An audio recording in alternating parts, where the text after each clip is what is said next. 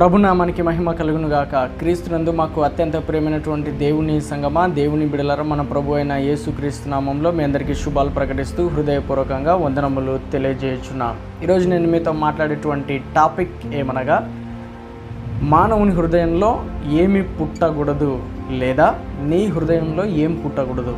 Bible సెలవిస్తుంది, చెడ్డ తలంపులు నీ మనస్సులో నీ హృదయంలో పుట్టక ఉండునట్లు జాగ్రత్త పడుము. చెడ్డ తలంపులు అనేటువంటివి నిన్ను నాశనం చేస్తాయి, నిన్ను పాడు చేస్తాయి, నీ జీవితాన్ని కొలాప్స్ చేస్తాయి. కాబట్టి నీ హృదయంలో, నీ తలంపులో, నీ ఆలోచనలో, నీ మనసులో చెడ్డ తలంపులు, దుష్ట శక్తులకు సంబంధించినటువంటి తలంపులు పుట్టక ఉండునట్లు జాగ్రత్త పడుము.